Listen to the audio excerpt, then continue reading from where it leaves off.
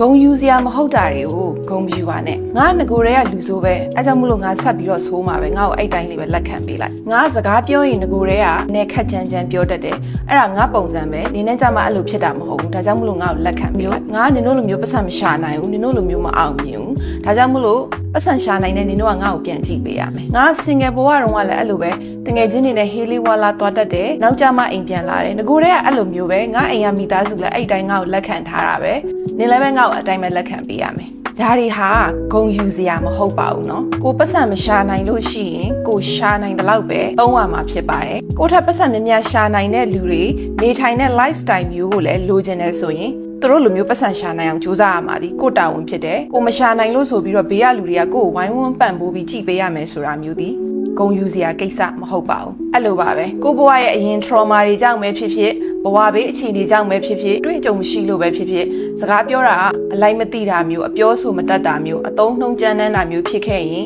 ကိုကျင်လည်တဲ့အတိုင်းဝိုင်းမှာစင်ပြေလာအောင်အတွက်လောက်ယူရမှာဟာကိုတာဝန်ဖြစ်ပါတယ်ကိုမှအဲ့လိုအကျင့်မျိုးကငကိုတဲ့ရှိတာမို့လို့အခုလဲပြောင်းလဲမှာမဟုတ်တဲ့အတွက်ဘေးကလူတွေကကိုကိုနားလဲပေးပါလို့တောင်းဆိုတဲ့ဥစ္စာဒီလက်ခံပွဲရမရှိပါဘူးငါအဲ့လိုပဲအမြဲတမ်းနောက်ကျတတ်တယ်ငါအဲ့လိုပဲအလုပ်များနေတာမို့လို့နင်တို့တွေကငါနဲ့ချိန်ထားလို့ရှိရင်စောင့်နေလိုက်ဘာဖြစ်လို့လဲဆိုတော့ငါအလုပ်များတယ်လူမို့လို့အဲ့ဒီဟာလည်းအဆင်မပြေပါဘူးလူတိုင်းရဲ့အချိန်ဟာသူ့အနေနဲ့သူတန်ဖိုးရှိပါတယ်ကိုလုံနေတဲ့အလုပ်ကပဲအလုပ်ကြီးကင်ကြီးဖြစ်ပြီးတော့သူများရဲ့အလုပ်ကကိုကိုထိုင်ဆောင်ပေးရမယ်ဆိုတာမျိုးတောင်းဆိုတာဒီလဲ immense selfish ဖြစ်တဲ့ကိစ္စဖြစ်ပါတယ်အလုံးများနေတယ်ဆိုရုံနဲ့ကိုကအရေးကြီးပုံကိုဖြစ်သွားတာမဟုတ်ဘူးဒါဂုံယူစရာမဟုတ်ပါဘူးနောက်တစ်ခါစင်ငယ်ဘဝတုန်းကဘလို့ပဲနေခဲ့သည်ဖြစ်စေတယောက်ယောက်နဲ့လက်တွဲဖို့ကြိုးစားမယ်ဆိုရင်ဒါမှမဟုတ်အိမ်အောင်တယ်ဖြစ်လာပြီဆိုတဲ့အခါကျရင်အရင်တုန်းကဘလို့ပဲဟေးလေးဝါလာနေခဲ့သည်ဖြစ်စေအခုကိုယ့်ရဲ့ lifestyle ဒီမှာ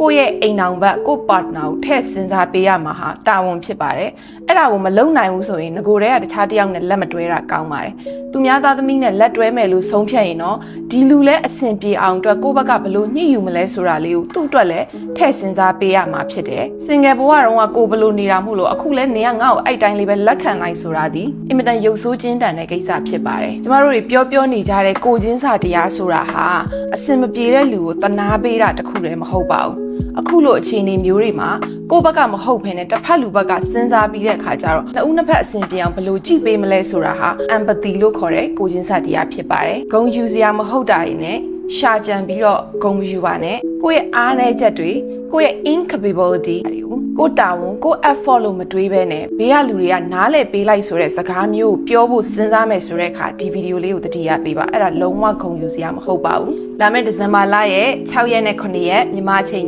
8:00နာရီဒီမှာကျမတို့သူမကိုချင်းကနေ Mastering Emotional Intelligence ဆိုတဲ့ Zoom webinar လေးပြုလုပ်သွားဖို့ရှိပါတယ်တနေ့မှာ1နာရီခွဲနဲ့2ရက်ကြာ3နာရီကြာတဲ့Zoom webinar လေးဖြစ်တယ်ပြီးသွားလို့ရှိရင်လည်း recorded video လေးပြန်ပေးမှာဖြစ်ပါတယ်အချိန်လည်းနီးလာပြီဖြစ်တဲ့အတွက်စိတ်ဝင်စားတဲ့ဆိုရင်ကျမရဲ့လုပ်ငန်း page ဖြစ်တဲ့သူမကိုချင်း Facebook page မှာပဲဖြစ်ဖြစ် Telegram channel မှာပဲဖြစ်ဖြစ်ဆက်သွယ်မေးမြန်းစုံစမ်းပြီးတော့ register လုပ်နိုင်ပါတယ်အဆုံးထိနားထောင်ပေးတဲ့အတွက်လည်းအားလုံးကိုကျေးဇူးများကြီးတင်ပါတယ်ရှင်